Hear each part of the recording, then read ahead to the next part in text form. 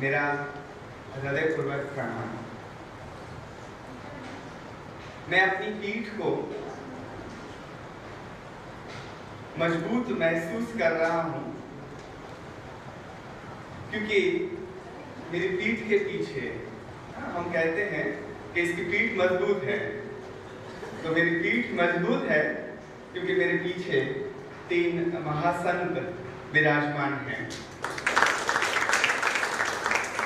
यदि मेरे से कोई चूक हुई तो वो संभाल लेंगे, इसलिए अब मैं निश्चिंत होकर बात कर पाऊंगा। अब तक मुझे थोड़ा सा भय ये था कि वैसे मैं गुजराती का अध्यापक, जो परिचय में बताया गया मेरे गुरुवर उपाध्याय भुवन चंद्र जी महाराज के पास जैन दर्शन के बारे में थोड़ा बहुत जानने समझने की कोशिश मैंने की, लेकिन सद्भाग्य से मुझे ऐसे गुरुवर मिले जो कि जन्म से और कर्म से एक जैन साधु भले ही हों, पर जैन दर्शन का जो एक सिद्धांत है अनेकांतवाद, अनेकांत में सबका स्वीकार है। जैन दर्शन ने एक बात की है नयवाद की, नय यानी दृष्टि।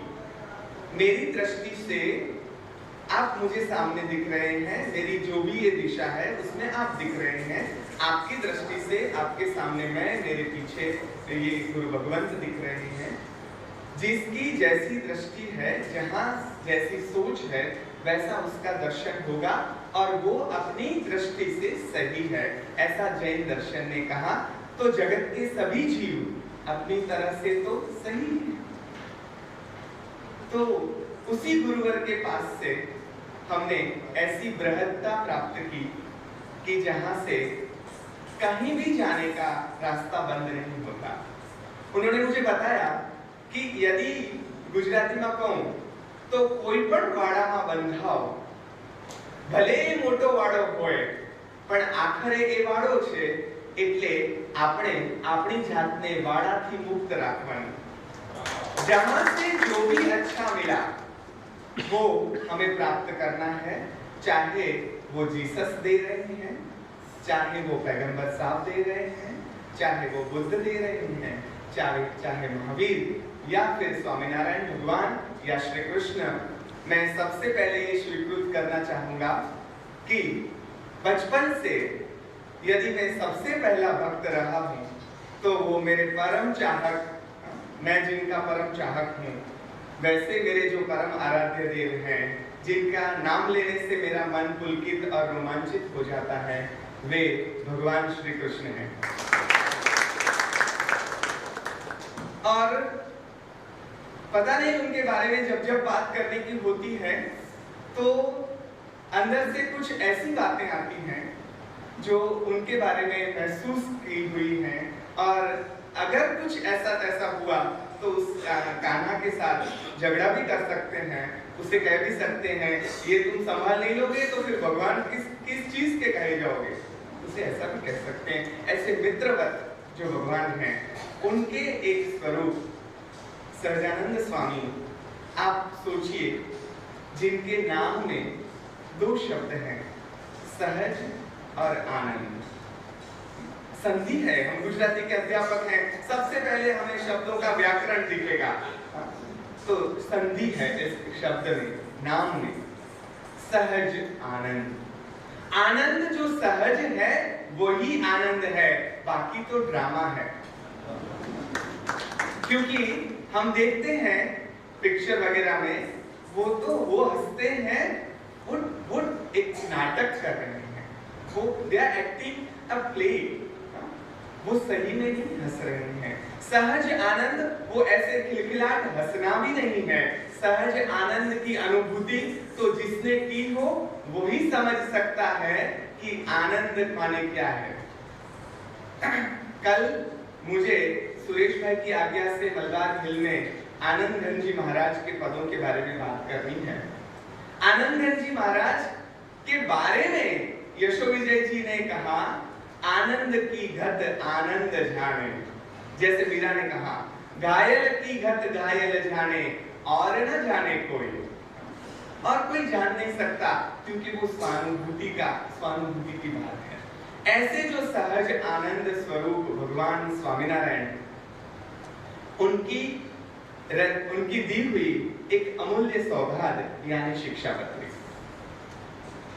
मैं आप सभी से सर्वप्रथम क्षमा चाहूंगा, क्योंकि एक अनधिकृत चेष्टा होगी जिस शिक्षापत्री को और जिस स्वामीनारायण पंथ को, उनके मार्ग को आप लोग 24 घंटे जी रहे हैं, उनके बारे में एक बाहर की व्यक्ति आकर क्या बताएगी कि शिक्षापत्री क्या है, सहजानंद स्वामी क्या है, स्वामीनारायण भगवान क्या है, उन्होंने कौन सी बातें, आप सब जानते हैं। ये तो आपकी उदारता है कि आपने मुझे ये मंच दिया है अपने हृदय की बात करने, ये उदारता ही है। और ये बिल्कुल मैं विनम्रता के रूप में नहीं कह रहा, ये वास्तविकता है। आप सब लोग शिक्षापत्री को जी रहे हैं, वो सबसे इंपॉर्टेंट बात है, ना कि उसके बारे में बात करना। बात तो कोई भी कर सकता है, जीना बड़ी बात है, और आप सब लोग जी रहे हैं उस मार्ग को, तो आप सब मेरे लिए उस हिसाब से वंदनीय हैं, पूजनीय हैं। मेरे विषय पर आऊं, समय का दौर मुझे यहाँ पे बाधित नहीं है, ऐसा वसी भाई ने मुझे कहा, तो इस स्वतंत्रता का पूरा लाभ मैं लूंगा। जब इस पृथ्वी पट पर अवतार पुरुष अवतरित हुए हैं, उन्होंने अपनी बात जिस वर्ग के सामने रखी है, उस वर्ग को ध्यान में रखकर रखी। ये स्पष्टता मुझे सबसे पहले कर देनी चाहिए, क्योंकि कृष्ण ने भगवत गीता कही सिर्फ अर्जुन को, मिली हमें सबको। ये बात मुझे आगे करनी थी, लेकिन अभी कर देता हूं। कुछ बातें कहे बिना रही नहीं जाती। कुछ ऐसी घटनाएं बनी जो भूतकाल की बात उन्होंने की, कि भगवत गीता वो मिली अर्जुन के लिए ही, श्री कृष्ण ने उनको बताया, लेकिन सद्भाग्य हमारे देखो कि वो हम सबकी हो गई, हम सभी को मिल गई, आनुषंगिक लाभ हमें मिल गया। वैसे शिक्षापत्री कही गई है स्वामीनारायण संप्रदाय के अनुयायियों, जो भगवान स्वामीनारायण के पंथ पर चल रहे हैं, उन्हें कैसे जीना है, कैसे उठना है, कैसे बैठना है, कैसे कार्य करना है, क्या क्या करना है, क्या क्या नहीं करना है, यही बातें हैं। तो यहाँ पर जीवन सबसे पहले केंद्र में है। अध्यात्म की बातें तो हैं, आगे जाके उन्होंने और कई जगह पे की हैं, लेकिन मुझे बहुत विनम्रता से ये बात बतानी होगी। शिक्षापत्री का अभ्यास करते करते मुझे जो सबसे ज्यादा दिखा, भगवान वो हैं जो जिए हुए जीवन को केंद्र में रखते हैं। हम ज्यादातर क्या करते हैं, आगे के जीवन की, अगले जन्म की, ये करना है, आगे ये जाना है, वो तो है, लेकिन उसके लिए तुम्हारा वर्तमान जीवन कैसा होना चाहिए, ऐसी बातें हर जगह हर धर्म में की गई हैं, लेकिन उसका प्रकार भिन्न भिन्न है। महावीर प्रभु के सामने गौतम स्वामी और 11 गणधर थे। वो गणधर एकदम प्रकांड पांडित्य के स्वामी, तो उनकी जो बातें आई वो ऐसी भाषा में, हाँ फिर भी उन्होंने लोक वाणी में बात की। क्यों? तो कि सामान्य जन समझ पाए। वो संस्कृत में बोल सकते थे, लेकिन उन्होंने तब की जो भाषा थी प्राकृत, उसमें बात की। कृष्ण के सामने अर्जुन था, लेकिन जीसस के सामने, पैगंबर साहब के सामने बहुत सामान्य जन थे। इसलिए उन्होंने यही बातों को एकदम डाउन करके, एकदम आप जैसे सामान्य जन जो समझ सके, गांधी जी ने साहित्यकारों के सामने ये शर्त रखी थी, कोशियों पण समझी सके एवी भाषाમાં સર્જન કરો ભાઈ, કારણ કે તમારે વધુમાં વધુ લોકો સુધી પહોંચવું છે, તો વધુમાં વધુ લોકોને સમજાય એવી ભાષામાં વાત કરો। प्रेजेंटेशन अलग है। काव्य जिसे हम कहते हैं, कुमार संभव देख लो, रघुवंश देख लो, महाभारत देख लो, रामायण देख लो, शिशुपाल वध देख लो, बहुत सारे महाकाव्य हैं और भी उससे छोटे बड़े काव्य हैं। इन काव्यों में व्यंजनापूर्ण भाषा में बात की गई है। शब्द की 3 शक्तियां बताई जाती हैं, उसके बारे में डिटेल में नहीं जाऊंगा, लेकिन अभिधा, लक्षणा और व्यंजना। व्यंजना वो है जो शब्द की ऐसी शक्ति है जो सीधे इसे समझ में नहीं आती। उसको समझने के लिए आपको साहित्य का अभ्यास होना चाहिए, उसका नॉलेज होना चाहिए। लेकिन तो फिर सामान्य जन की चिंता कौन करेगा? वो चिंता की हमारे शास्त्रकार। वो जो काव्य हैं वो काव्य पंडितों के लिए हैं, हमारे लिए नहीं है। सामान्य जन कैसे समझेगा उस बात को? तो उसके लिए हमारे शास्त्र आए, उपनिषद आए, ग्रंथ आए, बालाओ बोध लिखे, टीकाएं लिखी गई। भगवत गीता पर कितनी सारी टीकाएं आप पढ़ेंगे, तो वो टीकाएं और वो बालाओ बोध, वो ग्रंथ जो हमें मिले, उसमें हमें जीवन जीने का तरीका मिला।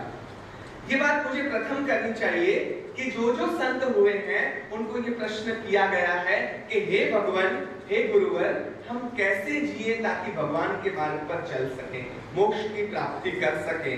तो उनका समाधान, उनके प्रश्न का समाधान जैसे जैसे सामने वर्ग है वैसे उन्होंने किया है संतों ने।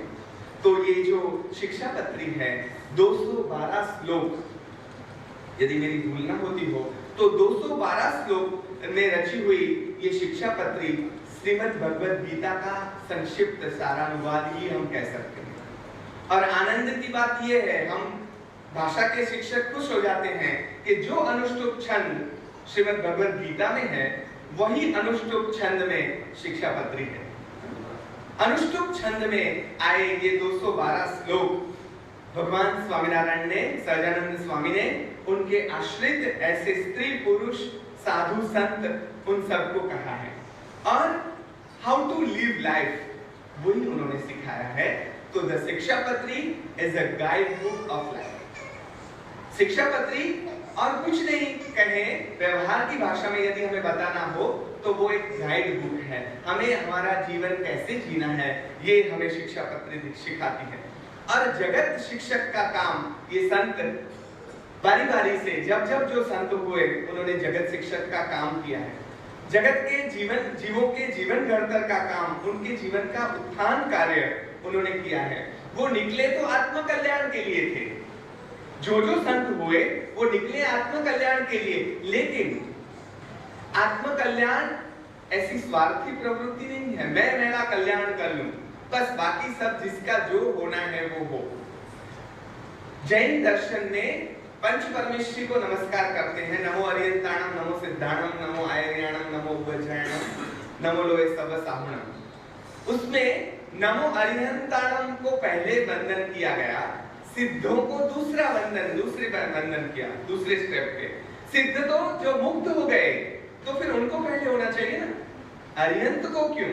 तो बताया कि अरिहंत ने खुद का तो कल्याण किया, औरों के कल्याण के लिए उन्होंने अपनी वाणी कही, औरों के कल्याण की भावना उन्होंने भाई और औरों का कल्याण उन्होंने किया, इसलिए वो सबसे पहले वंदनीय है। सहजानंद स्वामी ने खुद का कल्याण नहीं किया, सिर्फ भगवत कृत्य उसे ही कहते हैं, अवतार कृत्य उसे ही कहते हैं। अवतार का माना होता है जो अवतरण करता है, वो अवतरण करता है माने जो ऊपर से नीचे आता है।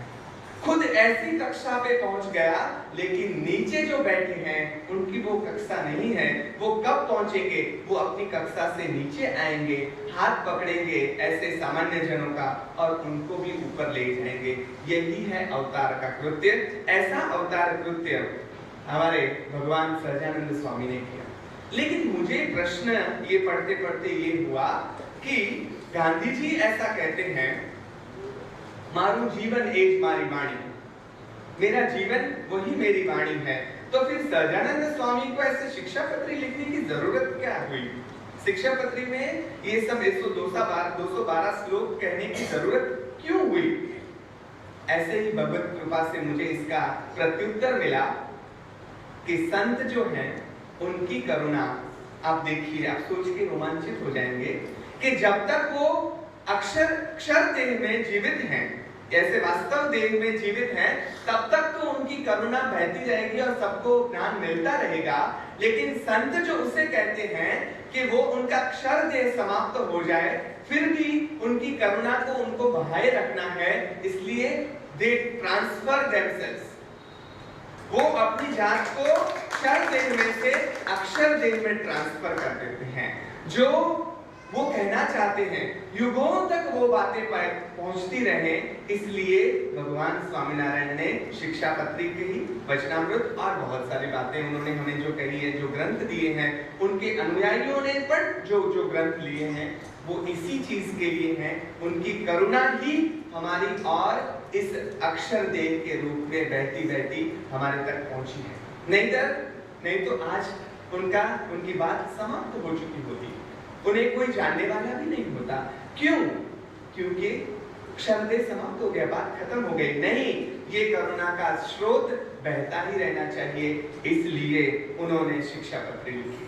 तो मुझे बड़ा रोमांच हो रहा है ये बताते हुए कि आपके यहाँ आने से पहले मैंने जो शिक्षापत्री का अभ्यास किया कुछ दिनों तक, उन दिनों में मैंने भगवान स्वामीनारायण, भगवान सहजानंद स्वामी का सानिध्य प्राप्त किया है। क्योंकि यदि आप गीता को स्पर्श करते हैं तो आप कृष्ण को स्पर्श कर रहे हैं, कृष्ण को ही सुन रहे हैं। ऐसा यदि आप सोचेंगे, ये सोचकर अगर आप गीता के पास जाएंगे तो आपको कृष्ण मिलेंगे। यदि आप एक पुस्तक के पास जाएंगे तो आपको कृष्ण नहीं मिलेंगे। मैं शिक्षापत्री के पास नहीं गया हूँ, भगवान स्वामीनारायण के अक्षर देव के पास गया और मुझे जो बातें समझ में आई मेरी अल्पमति में, वो बातें आप सबके समक्ष रखने की इजाजत चाहता हूँ। शिक्षापत्री के शुरुआत में दूसरे ही श्लोक में भगवान ने स्पष्टता की, गुजराती में लिखा है, वो मैं गुजराती में पढ़ूंगा। नाना प्रकारना जे सर्वदेश तेमने विषे રહ્યા એવા જે આશ્રિત સર્વે સત્સંગી પ્રત્યે शिक्षापत्री ने लखीए છીએ। અને और देखना, ये बात बताती है कि वो उनके फॉलोअर्स के लिए ये शिक्षापत्री लिख रहे हैं, क्योंकि उन्हें कैसे जीना है उसकी तालीम मिले। और तुरंत ही 7वें श्लोक में वो लिखते हैं, आ शिक्षापत्री जे हमें लखी छे, ये शिक्षापत्री जो हमने लिखी है वे सर्व जीवों के लिए हितकारनारी है, सब सर्व जीवों के लिए हितकारी है। तो यहाँ पे कुछ सांप्रदायिक बातें आई, कुछ सार्वजनिक बातें आई। सांप्रदायिक माने जो ढांचा होता है, अपना अपना हर एक का अपना अपना ढांचा होता है, वो ढांचे की बात भी आई। और जो मेन थिंग है, the spirituality is upper than वो जो रिलीजन है, धर्म है, उससे स्पिरिचुअलिटी आगे की बात है। जो वसी भाई ने यहाँ पे भूमिका रखी है, उस भूमिका पर ही हम आगे जाएंगे। लेकिन ये बात कि स्पिरिचुअलिटी के लिए कहा, उन्होंने क्या कहा, देखिए सभी धर्म प्रेम, मैत्री, करुणा, सदाचार, अहिंसा, सत्य, अचौर्य, अपरिग्रह, ये सभी मूल्यों की बात करते हैं। इन सभी मूल्यों की बात भगवान स्वामीनारायण ने शिक्षापत्री के बेस में रखी है। This is the base on which we are going to build our building. और उसपे अगर बेस पक्का है तो उसपे आप कितने भी माल की बिल्डिंग बनाओ, कोई दिक्कत नहीं है। बेस कच्चा है तो आपकी बिल्डिंग एक माले पे भी गिर सकती है, छत गिर सकती है, क्योंकि बेस कच्चा है। बेस पक्का बनाने की बात उन्होंने सबसे पहले की, और ये सभी मूल्य उन्होंने हमारे सामने रखे, प्रेम का, मैत्री का, करुणा का, सदाचार का। देखिए बाह्य आचार की बात उन्होंने सबसे पहले की, लेकिन तुरंत बाद मेरे हाथ एक शब्द मिला, और वो शब्द ने मुझे झंझनाहट सी ला दी मेरे शरीर में। वो शब्द था, આગળના શ્લોકમાં એમણે કહ્યું, ગુજરાતીમાં કહીશ, નિરંતર સાવધાનપણે વર્તવું। ये बात बहुत बड़ी है। हाँ? प्रत्येक क्षण साधक उसे कहते हैं जो निरंतर जागृत है। निरंतर जागरूक माने 24 घंटे सोता ही नहीं, जागता ही रहता है, नहीं, वो सोते हुए भी जागता रहता है। विनोबा जब देह छोड़ने की अवस्था में थे, संत विनोबा, तब भी उनके पैर की 2 उंगलियां, अंगूठे जो थे वो चल रहे थे। तो बोले क्या माने हैं इसका? क्योंकि तो अभी भी उनका राम नाम का स्मरण चल रहा है। शरीर सोने की तैयारी में है, शरीर छूटने की तैयारी में है, भीतर से राम का स्मरण चालू है। हाँ, तो अंदर से पूर्ण सावधानी की बात भगवान स्वामीनारायण ने प्रारंभ में ही कर दी। देखिए, हमें लगा छोटी छोटी बातें कर रहे हैं, बहुत बड़ी बात आ गई बीच में। भाई ये बहुत कठिन कार्य है। कैसे कठिन है? क्योंकि सावध रहना ये तो अध्यात्म की बहुत आगे की बात है। हमारे यहाँ राजाओं को, संतों को तो संत कहा गया, लेकिन राजाओं के लिए हमारे यहाँ शब्द आया राजर्षि। ऐसे कुछ राजा हमारे यहाँ हुए, राजा जनक, राजा युधिष्ठिर, जो देहधारी राजा थे, लेकिन उनके लिए शब्द हमने प्रयोजा राजर्षि। क्यों राजर्षि प्रयोजा? देखिए, ये सावधान रहना क्या कहते हैं, किसे कहते हैं, उसका एक दृष्टांत मैं यहाँ बीच में आपके समक्ष रखना चाहूंगा। राजा जनक को सब साधु के नाम से जानते थे। एक साधु को बड़ा गुस्सा आया कि हमने संसार छोड़ा, ये वेश पहना, हम जंगल में भटकते हैं, हमें भी साधु, और एक राजा है, राजपाट पे मजे कर रहा है, आनंद लूट रहा है, खा पी रहा है, उसकी रानियां हैं, उसके सामने संगीत चल रहा है, नृत्य चल रहा है, और उसको सब राजर्षि कह रहे हैं। ऐसा थोड़ी चलेगा, उसको साधु कहा ही नहीं जा सकता। वो दरबार में आया है जनक के, और उन्होंने बताया कि आप भले ही अपने आप को ऋषि कहलाते हो, लेकिन आप ऋषि हैं नहीं। खबरदार आप यदि आपने अपने आप को ऋषि कहलवाया। जनक राजा ने कहा इस साधु को बंदीवान बना। वो तो एकदम क्रोध से लाल हो गया। अरे साधु को बंदीवान बनाया, ऐसा कोई साधु हो सकता है? आप अभी कोई हिसाब से साधु नहीं है। अच्छा, इस साधु को कल फांसी दी जाएगी। वो तो बेचारा डर गया और चिल्ला के बोलने लगा कि कोई साधु को मारता है? ब्रह्म हत्या का पाप जो यदि आप करेंगे तो 7 जन्मों तक नहीं छूट पाएंगे। बोले कोई बात नहीं, कल आपको फांसी है। तो एकदम घबरा गया, माफी के टोन में आ गया। अरे माफ कर दो महाराज, मेरे से भूल हो गई, आप मुझे माफ करो। जनक कहते हैं ऐसे माफी नहीं मिलेगी, एक शर्त है मेरी, माफ करूंगा, एक शर्त है। क्या शर्त है भाई? तो कि कल यही दरबार में नृत्य होगा, नृत्यांगनाएं नृत्य करेंगी, और आपको वो नृत्य देखना है। आपके हाथ में तेल से भरा हुआ, एकदम बॉर्डर तक पूरा भरा हुआ एक कटोरा दिया जाएगा, और आपको ऐसे चलना है कि उसमें से एक भी बूंद तेल की जमीन पर ना गिरे। यदि एक भी बूंद गिरी तो पीछे तलवार लेके मेरा सिपाही चल रहा है, वो आपका शिरच्छेद कर देगा। आप यदि पूरा राउंड पूरा करेंगे तो आपको जीवन बख्श देंगे। बोले ठीक है, जीवन बचाना है ना भाई, कैसे भी करके जीवन बचाएंगे। बोले ठीक है। दूसरे दिन वो सभा भरी, नृत्यांगनाएं नृत्य कर रही हैं, गाने वाले गा रहे हैं, मृदंग बज रहा है, ये वो पूरा माहौल भोग विलास का चल रहा है, आनंद आनंद आनंद। लेकिन वो साधु, उसके हाथ में तेल का कटोरा है, एकदम सावधान, एक भी तेल का एक बूंद नीचे नहीं गिरनी चाहिए। तो वो सावधानी, हम कहते हैं गुजराती में बिल्ली पगे चालू, बिल्ली पगे नहीं, एना थी पण कई वधारे जे शब्द हुए थे। एक इतना धीरे धीरे वो चला। 1-2 घंटे के बाद कैसे कैसे करके उसका राउंड पूरा हुआ। जनक राजा उसे पास बुलाकर कहते हैं, भाई आनंद लूटा ना, कैसा संगीत बज रहा था, कैसी सुंदर अप्सराओं जैसी नृत्यांगनाएं नृत्य कर रही थी, बड़ा मजा आया होगा आपको। तो बोले क्या गुजराती में कहूं, सुकपाड़ मजा आवे। सुकपाड़ कारण आपने पीछे ऐसी तलवार मेरे गर्दन पे रखी थी और बोला था कि तेल की एक बूंद भी नहीं गिरनी चाहिए। मेरा पूरा ध्यान उस तेल के कटोरे पर ही रहा। मैं कहां से नृत्य देखूं, कहां से ये संगीत सुनूं। जनक ने उसे पास बुला के अपने एकदम नजदीक लाके कहा, मेरे भाई तुम्हारे हाथ में तेल का कटोरा दिख रहा है, मेरे हाथ में भी भगवत ने ऐसा ही तेल का कटोरा रख दिया है। बोल, मैं तेल के कटोरे को देखूं या इस नृत्य को देखूं या इस संगीत को मैं एंजॉय करूं? क्या करूं मैं? तुझे लग रहा है कि मैं ये सब देख रहा हूं, मुझे एक क्षण का भी प्रमाद मंजूर नहीं है, मैं नहीं सह सकता, क्योंकि एक क्षण का भी साधक का प्रमाद हुआ, विचलित हुआ, तो वो मार्ग से चलित हो सकता है। भगवान स्वामीनारायण ने सबसे पहले ये भूमिका रखी कि साधक वो है जो निरंतर जागृत है, जो सावधान है, इतनी भी चूक नहीं होनी चाहिए, इतनी भी नहीं।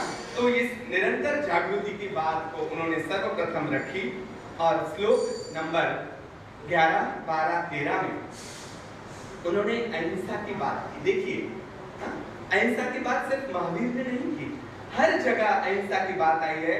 इस्लाम में भी वही बात आती है, यदि हम ढूंढे तो मिले। ढूंढने से खुदा मिलता है, ऐसे नहीं मिलता है, यहीं पे मेरे पास ही है, लेकिन जरा देखने की कोशिश तो करो।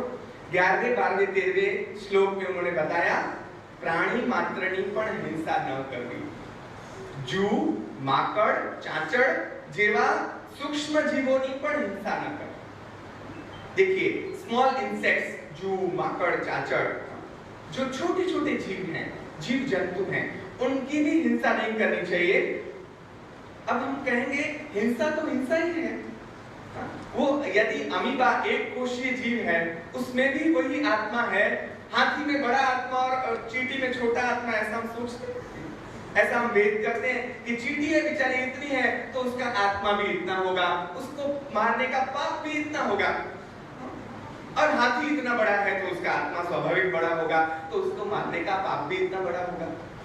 नहीं, हम देखते हैं किसी का खून हुआ तो वो न्यूज़पेपर में आएगा, कितनी चींटियां हमने घर में मार दी, हमको पता ही नहीं है, क्योंकि हम सोचते नहीं है कि उसमें भी जीव है, वो भी एक आत्मस्वरूप है। जो आगे बढ़ते हैं वो तो किसी भी चीज को आत्मस्वरूप, वो भुंड को भी आत्मा के रूप में देखते हैं, क्योंकि अभी वो भ्रमित आत्मा है तो आत्मा, कल वो भुंड मनुष्य देह धारण करेगा, संभव है कि वो विकास करके करके परम पद तक भी पहुंच सकता है। तो जो संत हैं वो सबको एक समान तौर पे देखते हैं। तो संतों की जो करुणा है, हमें क्यों नहीं दिखता? क्योंकि हमारी आंखें बड़ी हैं, उनकी आंखें छोटी, माइक्रो, अगर सूक्ष्म देखना है तो हम माइक्रो से देखते हैं, एकदम सूक्ष्म। भगवान और संतों की आंखें ऐसी सूक्ष्म हो गई हैं, उनको सभी जीव दिखते हैं। इसलिए अगर आप कोई जैन साधु को देखेंगे, उसके हाथ में ओगा होगा, उसको रजोहरण कहते हैं। यदि आपने एकदम साफ सुथरा ये सोफा यहाँ पे रखा, ये कुर्सी रखी, 10 बार झापट झुपट के उसको साफ कर दिया, फिर आप बोलेंगे कि महाराज आकर यहाँ पे बैठिए, तो क्या करेंगे? ओगे से उसको साफ करेंगे, फिर बैठेंगे। क्यों? एक क्षण में भी यदि हवा का कोई भी जीव वहां पे आ गया, और मैं उस पर बैठ जाऊंगा, उसकी हिंसा हो जाएगी। कितनी सावधानी है देखो, और हिंसा को कितनी सूक्ष्म तौर से इन्होंने देखा है। इसलिए उन्होंने तब उस समय में जो चल रही थी परंपराएं, बलि की परंपरा मध्यकाल में सामान्य थी, किसी को कुछ लगता ही नहीं था, और किसी को चलता है, बोकड़ा है, हमें जे बकरो कहिए, भैंस ने, पाडा ने आराम थी बधा वधेरी दे, कारण के तो अपनी परंपरा है। तो भगवान ने कहा समयोचित बातें, इसलिए इस दौर में हम जरा डाइवर्ट होके देखें तो भगवान स्वामीनारायण ने समाज सुधारना का काम किया। यस, बिल्कुल, जो उस समय जो जरूरी था, जब जब जो ऐसे संत आए, उन्होंने समयोचित जो समाज सुधारना की जरूरत थी वो भी किया। इसलिए उन्होंने कहा यज्ञ माटे पण, हम क्या है, धर्म के नाम पर ऐसा धर्म हमें तो कहा गया है, यज्ञ करना है तो बलि तो चाहिए, नहीं तो माता जी कैसे प्रसन्न होंगी। मुझे पता नहीं है माता जी के पास से उन्हें लेना क्या है, समझ में नहीं आता। कल मुझे बात करनी है सुरेश भाई आपके सामने, लेकिन महाराज साहब ने, मेरे गुरु महाराज ने मुझे बताया कि जैन दर्शन में भगवान के पास से कुछ मांगना ही नहीं है, क्योंकि यदि आप मांगते हैं ना तो आपने उस चीज को भगवान से ज्यादा महत्वपूर्ण बना दी। सही है? आप भगवान को चाह रहे हैं, आपको भगवान मिल गए। मेरे प्रिय संत कवि नरसिंह, उन पर शिव प्रकट हुए, प्रसन्न हुए और उन्होंने कहा मांग मांग तने जो જોઈએ તે આપું। उन्होंने कहा अरे શું માંગુ હું, તમને જે વલ્લભ હોય જે दुर्लभ આપો તે મુझने। આ નરસિંહનો જવાબ છે। आपको जो प्रिय है और जिन्हें पाना दुर्लभ है वो मुझे दीजिए। और वो वहां पे रासलीला में वैकुंठ में श्री कृष्ण के दर्शन करवाने ले गए और वहां श्री कृष्ण का दर्शन करते करते हम देखते हैं उनका आधा हाथ जल गया, उन्हें पता ही नहीं चला। वो क्या है? वो समाधि अवस्था है। हाँ, वो समाधि अवस्था में भगवान प्रकट प्रसन्न हुए और बोला बोल तुझे और क्या चाहिए? जिसे आप मिल गए हो उसे और क्या चाहिए?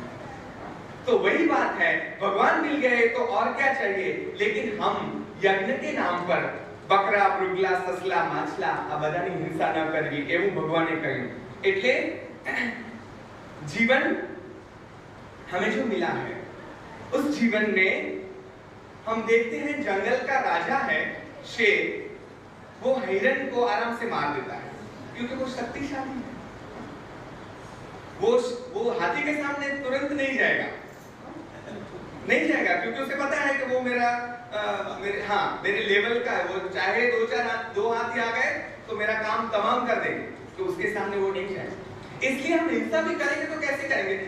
अगर मुझे लड़ना है तो मैं सोचूंगा ऐसे जन के सामने लड़ूं कि जिसके सामने मेरी जीत हो पाए, जिसे मैं दो चाटा लगा दूं और वो बेचारा कुछ कर ना पाए और अपना भाई नो वट पड़ी जाएगा। जोयो बधाने दगड़ावी नाख्यो। पर तो ये तो जंगल की रीत है। जंगल में बड़े हिंसक पशु छोटे मोटे बेचारे ससला ने, हरड़ा ने, बीवड़ा करे वाला दौड़या करे। तो हमें ये जो जंगल की रीत है उससे मनुष्य की रीत की ओर जाना है। इसलिए यदि हम अहिंसा का मार्ग पकड़ते हैं तो हम ऐसे कहते हैं we are the social animal.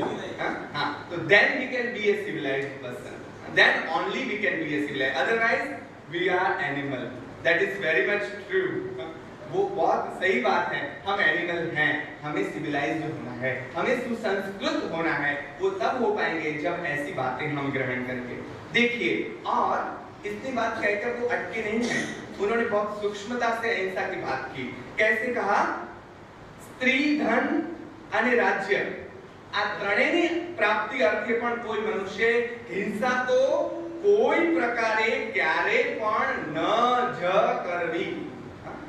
ये तीन बातें बताई उन्होंने। स्त्री, धन और राज्य। जर जमीन ने जोरू ત્રણે ગજિયાના છોરું। જર જમીન ને જોરું, જવેરાત આપણે દાગીના જોઈને લોભાઈ જાય, જમીન જોઈને જોરું જોઈને તો કોઈ પણ લોભાઈ જાય બિચારા। એટલે એના માટે કેટલા ઝઘડા થયા છે અને એ ઝઘડાઓ ક્યારેય કલ્યાણ નથી કરી શક્યા।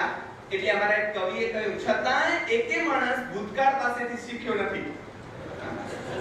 कितने युद्ध हुए। हमारे उमाशंकर जैसे कवि ने कहा अहो जनानी चिर युद्ध श्रद्धा। लोगों को युद्ध में कितनी श्रद्धा है, इतनी निष्फलताएं मिली फिर भी वो युद्ध कर रहे हैं। हम जानते हैं महाभारत और उससे भी पहले के काल से जितने भी युद्ध हुए उसमें किसी का कल्याण नहीं हुआ, फिर भी हम मार्ग युद्ध का अपनाते हैं। तो वो कैसी मूर्खामी है।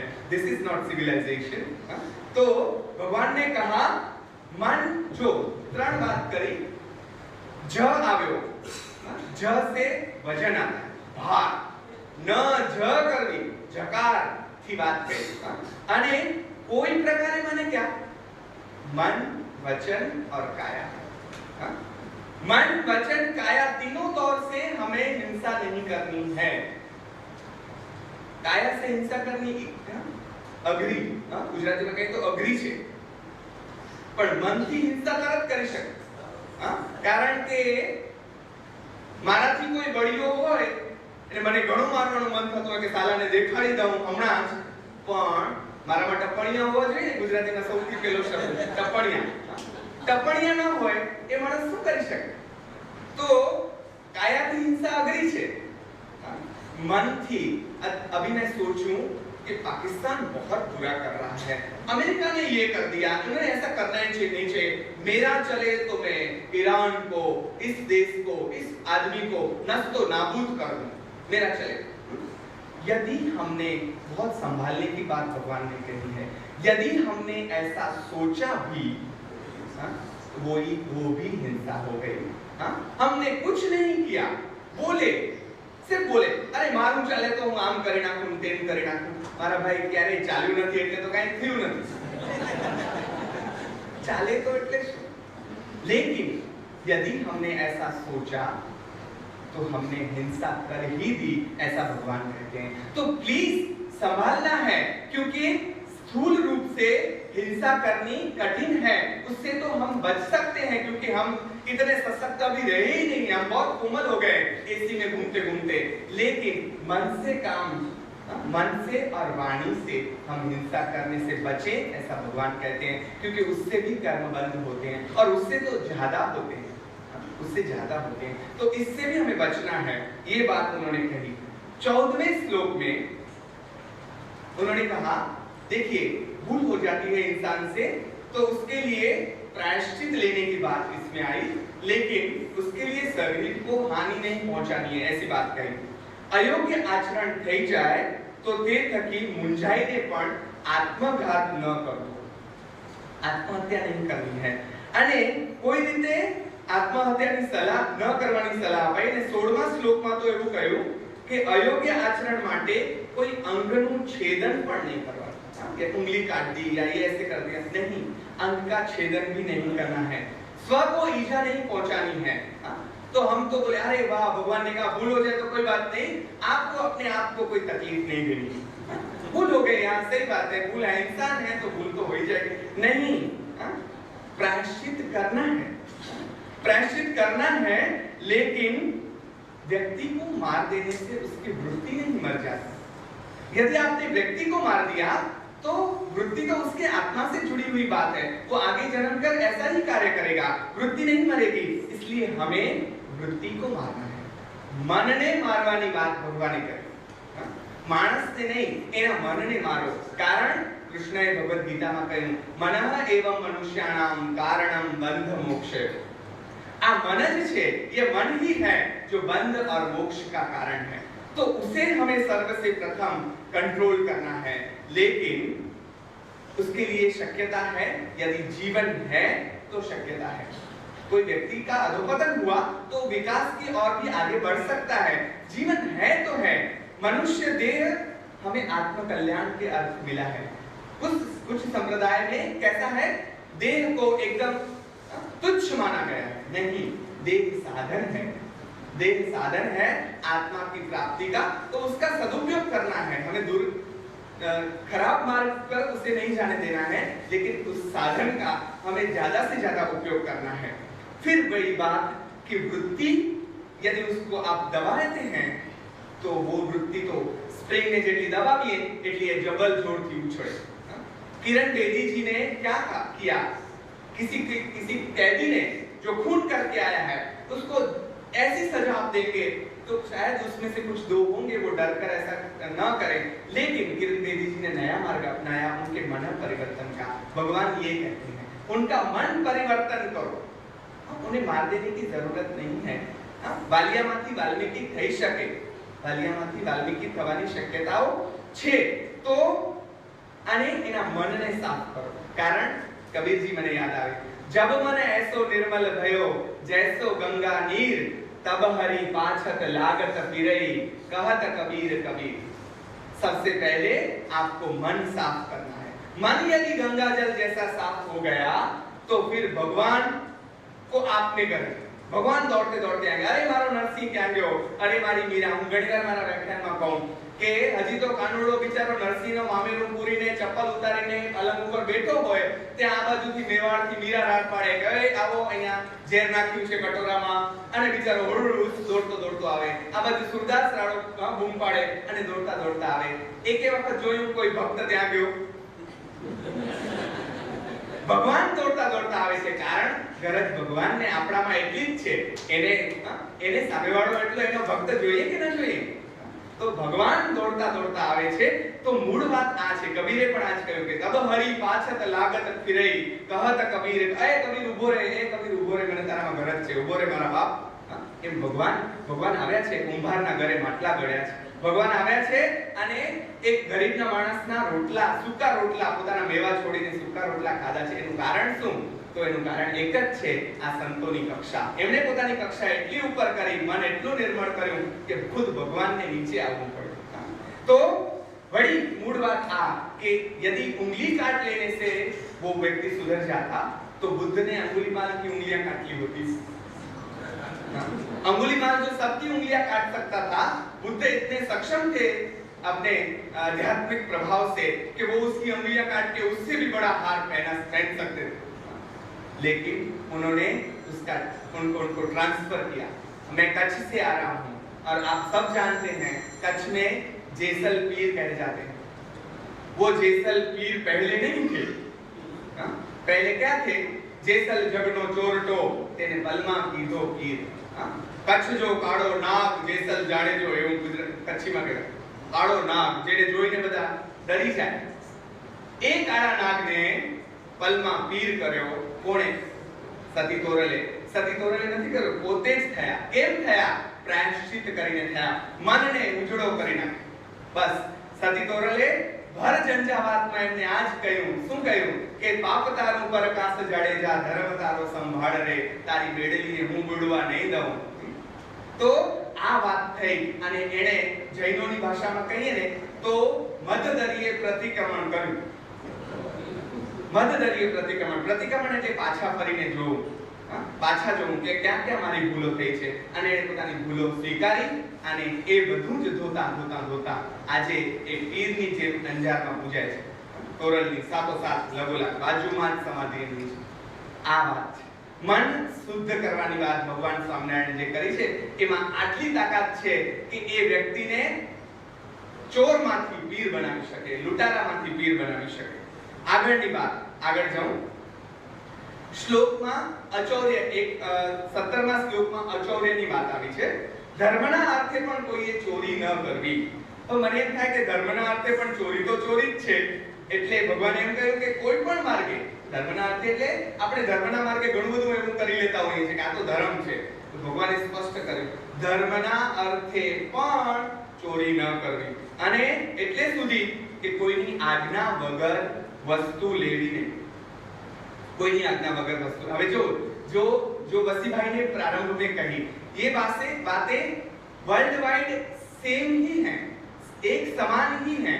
हमारे एक संत, मुस्लिम संत हुए, वो बहुत भूखे थे, भूख लगी थी उन्हें, तो नदी किनारे बैठे थे. उसमें एक सेब, एप्पल तिरता तिरता है. उन्होंने उठा लिया, खा लिया, खा तो लिया. फिर सोचते अरे ये किसका होगा, मैंने उसकी आज्ञा के बिना खाया है तो मुझे उसकी आज्ञा लेनी चाहिए, उनसे माफी मांगनी चाहिए. वो गए उसी मार्ग पे. मैं जल्दी से जरा ये स्टोरी कहूंगा. तो वो खेत में गए, उन्हें बताया कि आपका सेब जो है वो मैंने बिना आपकी आज्ञा से खा लिया है, बोलिए अब मुझे क्या करना है, यदि आप मुझे माफ करते हैं. बोले नहीं, माफ नहीं करूंगा, चलो काम करो यहाँ पे. ऐसे कैसे सेब खा लिया, काम करो. 1 2 3 6 5 6 पता नहीं कितने महीने उन्होंने काम करवाया. और वो किए उन्होंने, क्योंकि उन्होंने बताया कि यदि मेरा खुदा मुझे पूछेगा तो मैं इस बात का जवाब क्या दूंगा कि मैंने किसी का अनहक का, गुजराती में शब्द है अनहक नु न ले. तो ये अनहक का उन्होंने मैंने खा लिया है, मैं माफी के लिए कुछ भी करूंगा. 6 महीने उन्होंने काम किया. फिर बोलते हैं अब माफ करते हैं. बोले नहीं, एक शर्त है. क्या शर्त है? मेरी लड़की के साथ आपको शादी करनी होगी. बोले ये तो इनाम हुआ शादी. बोले नहीं, मेरी लड़की गूंगी है, वो बोल नहीं सकती, आंखों से अंधी है, कानों से बहरी है, कुछ सुन नहीं सकती, हाथ पैर उसके काम नहीं करते. ऐसी मेरी लड़की है, उससे शादी करनी है, जिंदगी भर उसके साथ रहना है, तो मैं तुम्हें माफ करूंगा. बोले फिर माफ करेंगे आप? हाँ ठीक है, चलो की शादी. निकाह हो गई. रात को अपने शयन गृह में जाते हैं. एकदम भूर के जैसी लड़की एक बैठी हुई है कक्ष में. वो तो चकाचौंध हो जाते हैं. ऐसे नहीं है लाए लागी गई लॉटरी, चलो भाई मजा पड़ेगी, नहीं. वापस आते हैं और उनको बताते हैं कि आपने मुझे किसी गलत कक्ष में भेज दिया लगता है. यहाँ पे तो एक हूर जैसी हसीन परी जैसी एक लड़की बैठी है, आपने जो वर्णन किया था वो तो ऐसी कोई लड़की तो वहां दिखी नहीं. बोले वो वही लड़की मेरी लड़की ही है. वो अंध इसलिए है कि उसने बाहर की खराब दुनिया नहीं देखी है। वो बोल इसलिए नहीं पाती, मैं उसे गूंगी ऐसे इसलिए क्योंकि उसने आज तक किसी के बारे में बुरा नहीं बोला है, आज तक उसने किसी के बारे में बुरा नहीं सुना है, आज तक वो कहीं किसी भी गलत जगह पे नहीं गई है। इसलिए उसके हाथ ऐसी लड़की है और ऐसे धर्मिष्ठ जो एक सेब के लिए 6 महीने काम कर सकते हैं, ऐसे व्यक्ति के मेरी लड़की के लिए उससे उचित वर और कौन हो सकता है? ऐसा धर्मिष्ठ और कौन हो सकता है? भगवान स्वामीनारायण यही बताते हैं कि किसी की भी वस्तु बिना आज्ञा के हमें नहीं लेनी है। इस कक्षा तलक बात है, सामान्य बात नहीं है। अगर व्यभिचार न करो, व्यसनों થી दूर રહેવું, મિથ્યા અપવાદથી दूर રહેવું, એવી આપણને કેટલીક સામાન્ય લાગે, એવી વાતો પણ એમને કરી પણ એ સામાન્ય હોય નહીં, આપણને લાગે। एक बात जो मुझे बहुत पसंद आई, बट सब बातें पसंद आई लेकिन एक ज्यादा आई, वो देखिए मतलब हम जो सोचें तो वो बहुत सामान्य बात है, लेकिन देखिए मैं कैसे उसको बताता हूँ। બહુ અગત્યની વાત 23મા શ્લોકમાં આવી સ્વામીજી લખે છે કે માર્ગને વિશે ચાલતે શિવાલય આદિ જે દેવ મંદિર આવે તેને જોઈને તેને નમસ્કાર કરવા અને આદર થકી તે દેવનું દર્શન કરવું। आप कहेंगे इसमें कौन सी बड़ी बात है, वो तो करते ही हैं सब। मैं बहुत विनम्रता से कहूंगा कि ऐसा नहीं होता है, ऐसा नहीं होता। इसीलिए भगवान को शिक्षा पत्री में ये बात रखनी पड़ी होगी, क्योंकि हमारे यहाँ हिंदू मुस्लिम का स्वीकार न करे, बौद्ध जैन का स्वीकार न करे, वो तो चलो समझ में आया कि चलो ठीक है समझ लेते हैं, वो भी क्षम्य नहीं है, लेकिन फिर भी चलो छोड़ो, समझ में आया। लेकिन वैष्णव हैं वो शैव का विरोध करेंगे, शैव हैं वो वेदांतियों का विरोध करेंगे, ये हैं उनका विरोध करेंगे, वो उनका विरोध करेंगे, दिगंबर श्वेतांबरों का विरोध करेंगे, श्वेतांबर दिगंबरों का विरोध करेंगे। ये कहाँ का न्याय हुआ? उसी भगवान के आप वाहक हैं। फिर मैंने एक महसूस किया इस बात को, इसलिए वो सखेद मैं शब्द प्रयोजता हूँ, खेद के साथ मैं आपके सामने रखना चाहूंगा। मेरा एक दोस्त मांडवी में रहता था, जहाँ पे मेरा बार-बार से जाने का होता था। वहां मैं एक दिन गया, उनके पास एक शैव पंथी साधु आए थे उनके घर पे, और आजू-बाजू के शिव मंदिरों में बड़ी भक्ति से भाव से उन्होंने भक्ति की। मुझसे रहा नहीं गया, मैंने उनको बताया कि मांडवी में बहुत अच्छा स्वामीनारायण मंदिर है, और भी बहुत सारे मंदिर हैं, लेकिन बड़ा स्वामीनारायण मंदिर अभी बना है, बहुत अच्छा है, उनको बोल कि वो देखने जाए। तो एकदम से वो गुस्से से लाल हो गए, बोले स्वामीनारायण मंदिर में मैं जाऊं? तने आऊं ते आऊं कीधुं ज केम? हां ते आऊं कीधुं ज केम के हां भगवान એટલે શિવ જ માત્ર, એના સિવાય એકે ભગવાન જ નહીં। मुझे वे संत पे करुणा है कि वे साधु हैं, लेकिन उन्होंने अपनी आप को एक भाड़े में एक ऐसे कक्ष में बांध लिया है जहां से वो आगे नहीं जा सकते। भगवान स्वामीनारायण बहुत दीर्घ दृष्टा, आर्ष दृष्टा, और संत ऐसे ही होते हैं जो दूर का देख सकते हैं और सब देख सकते हैं। इसलिए उन्होंने कहा मेरे मार्ग पे जो चलने वाला है वो भ्रमित ना हो, इसलिए उसको मैं मुक्त रख। जो सही गुरु वो है जो सबको मुक्त रखता है, बांधता नहीं है। इसलिए भगवान ने वो बात कही। 24वें श्लोक में उन्होंने स्वधर्म पालन की बात की। गीता में भी कृष्ण ने वही कहा है, स्वधर्म च्युत न थવું। स्वधर्म એટલે હિન્દુ થાય અને મુસ્લિમ ન થઈ જવું, મુસ્લિમે જૈન ન, એવું नहीं। स्वधर्म माने अपना कर्तव्य। अभी मेरा कर्तव्य है यहाँ पे बात रखना, कॉलेज में मेरा कर्तव्य है पढ़ाना, तो वो मैं अच्छे से करूं, वही धर्म का पालन है। स्वधर्म च्युत न थવું माने ये कि अपने कार्य से च्युत नहीं होना। हाँ, तो ये बात भगवान ने अपनी बात में कही। 30वें श्लोक में देखिए कैसी सामान्य बातें आती हैं। गाड़्या विनाનું જે જળ તથા दूध તે ન પીવું, અને જે જળને વિશે ઝીણા જીવ ગણાક હોય તે જળે કરીને સ્નાનાદિક ન કરવું, વગેરે वगैरह। हमें ऐसा लगेगा कि ऐसी बातें पता नहीं कि क्या जरूरत थी, भगवान कक्षा के व्यक्ति, लेकिन अपनी जो माँ होती है ना, वो छोटी छोटी बातों का संभालती। बेटा रुमाल ले लिया। अभी हमारी बेटी किंजल यहाँ पे बैठी हो, घर से निकल रही थी तभी हमारे साधना बहन ने बताया बेटा रुमाल ले लिया, पानी पी ली तू, भूख तो नहीं, सादे बिस्किट नो पैकेट ले ले।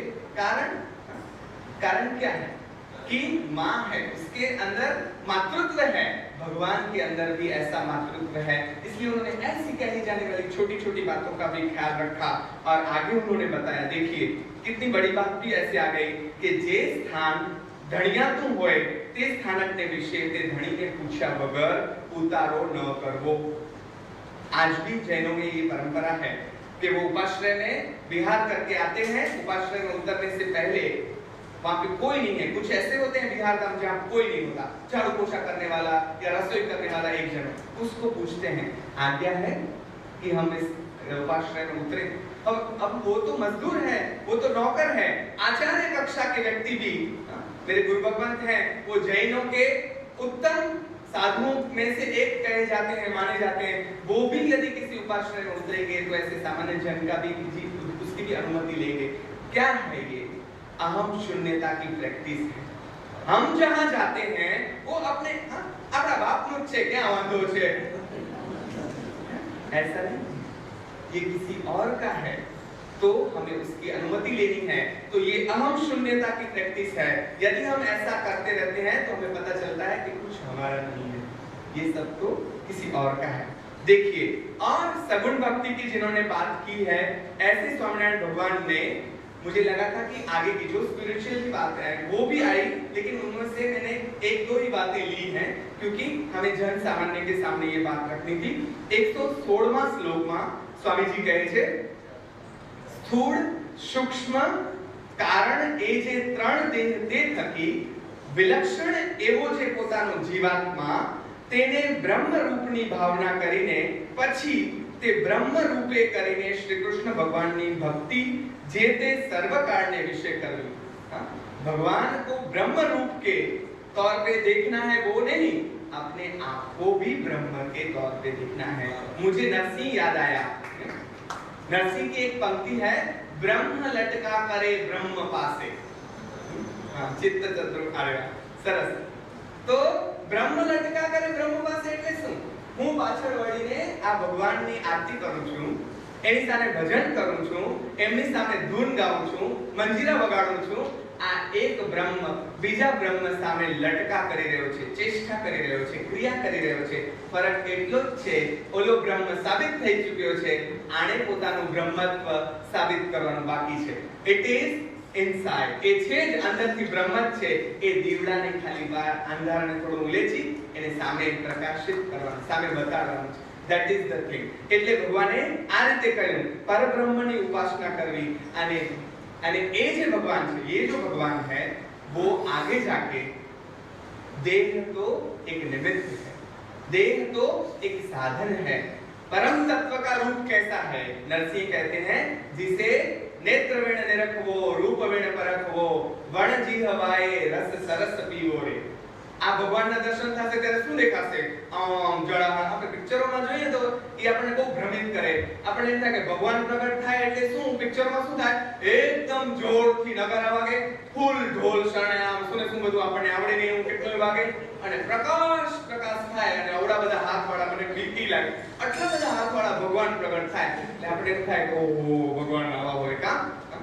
અમારો પ્રેમાનંદ એને ભગવાન પ્રગટ થવાની ઘટના જે વર્ણવી છે, આફરીન થઈ જાય। આપણે પ્રેમાનંદ એમ કહેતા હોય, કમળ પેરે લિંગ વિકાસ્યું પ્રભુ પ્રગટ થયા તત ખેવ।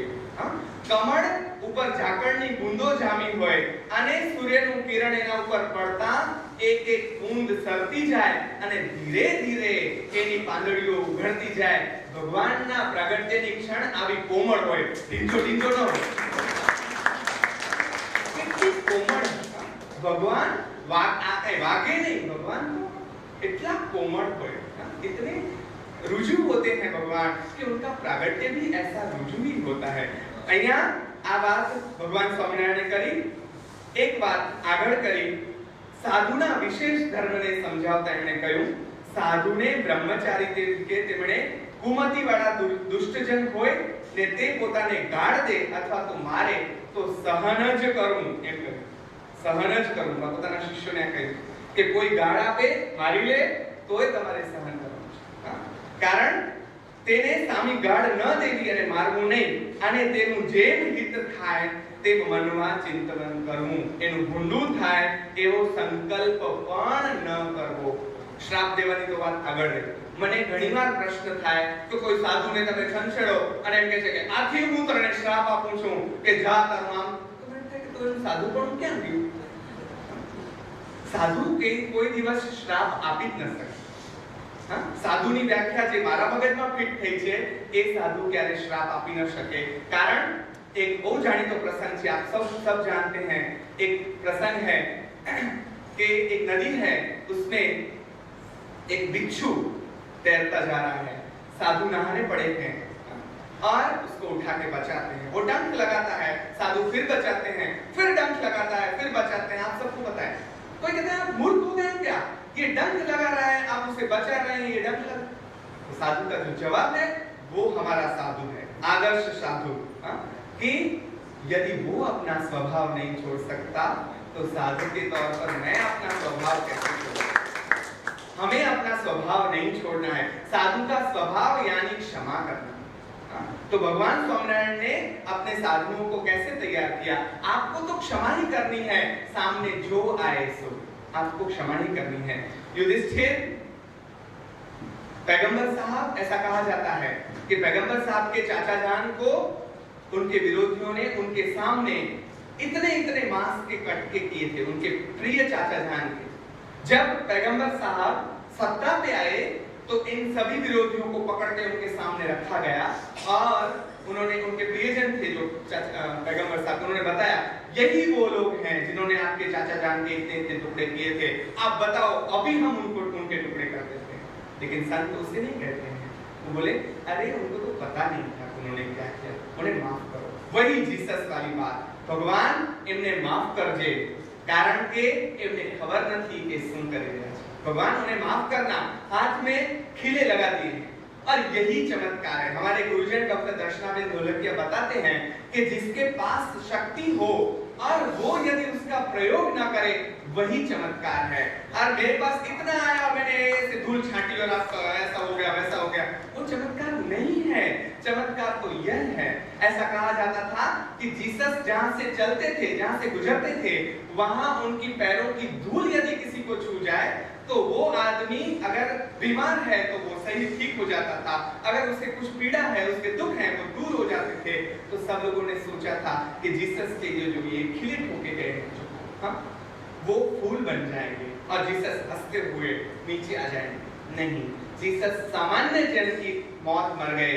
यही सबसे बड़ा चमत्कार है, यही सबसे बड़ा. और भगवान ने यही कहा कि अपने साधुओं को जो भी हो आपको क्षमा करनी है.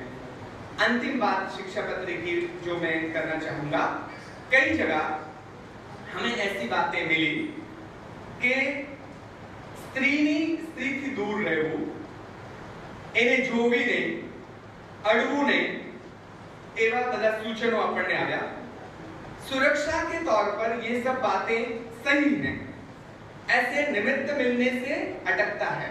निमित्त उपादान की बात जैन धर्म में आती है और निमित्त के कारण ही हम कुछ कर पाते हैं. निमित्त नहीं मिलता, लेकिन यदि हम ऊपर की ओर, आगे ये बातें उन्होंने कही होंगी और उसी आधार पर मैं बता रहा हूं कि यदि हम अध्यात्म में आगे बढ़ते हैं तो स्त्री पुरुष का ये द्वंद्व जो है वो निकल जाना चाहिए.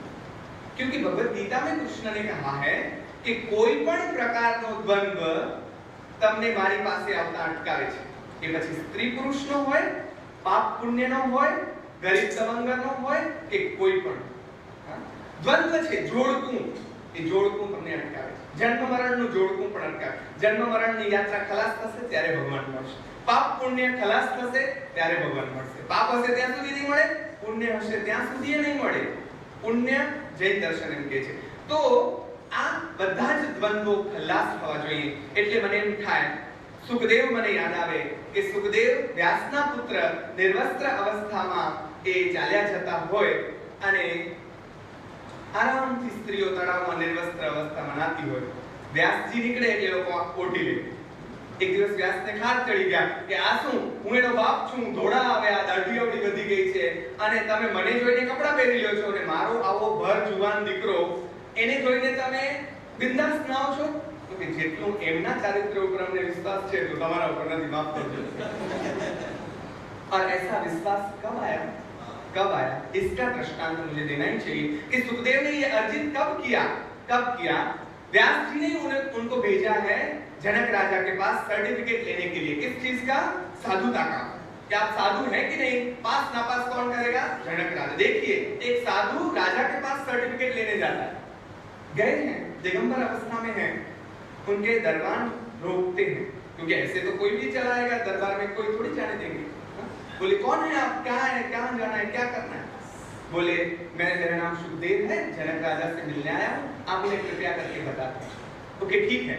वो गए, पता चला जनक राजा ने अपनी रानियों को आदेश किया कि अरे सुखदेव पधारे हैं, आप जाइए और हमारे राज्य को जैसे शोभा दे इस तरीके से उनका स्वागत कीजिए। अप्सराओं जैसी रानियां और दासियां उनका स्वागत करने के लिए फूल हार लेकर आई और उन्हें जनक राजा ने अपने सिंहासन पर बिठाया और पूछा, प्रभु क्यों यहाँ आने की आपने चेष्टा की? मुझे बुला लिया होता, आपने क्यों तकलीफ ली? बोलिए, प्रयोजन क्या है, क्या कारण है? सुखदेव बताते हैं, बस पिताजी ने कहा कि आप जनक राजा के पास इस साधुता का सर्टिफिकेट लेके आओ। तो बोले ठीक है, सर्टिफिकेट देना है तो परीक्षा तो लेनी पड़ेगी। चलो शुरू करो परीक्षा। हम तैयार हैं? तैयार हैं। बस परीक्षा में एक ही प्रश्न है, आप यहाँ आए और यहाँ तक पहुंचे, आपने क्या क्या देखा? हमारे गुजराती में केवुं પડશે? હું જ્યારે તમારા રાજ્યના મહેલના દરવાજા પાસે આવ્યો ત્યારે બે ખાંડની પૂતળીઓએ મારો રસ્તો રોક્યો। કેટલીક ખાંડની પૂતળીઓ આવીને મારું સ્વાગત કરી ગઈ અને અત્યારે એક ખાંડની પૂતળી બીજી ખાંડની પૂતળી સાથે વાત કરી રહી છે। जो शरीर को सिर्फ एक शक्कर की पुड़िया मानते हैं जो कभी भी पिघल सकती है, वो चाहे रानी का शरीर हो, वो चाहे दरबान का हो, वो चाहे राजा का, वो जो सबको एक समान मानते हैं। मुझे याद आते हैं मुंबई के या महाराष्ट्र के संत मुक्ताबाई। वो मुक्ताबाई, उनका शिष्य चांगदेव। मुक्ताबाई 8 साल की लड़की, इतनी छोटी सी, वो नहा रही है दिगंबर अवस्था में और चांगदेव आ जाते हैं और उनको नहाते देख शर्मा जाते हैं, पीठ फेर ली। मुक्ताबाई नहाते नहाते बोलते हैं कि अरे चांगा, तू हजी चांगा नो चांगो रह्यो, क्यारे मोटो थाईस?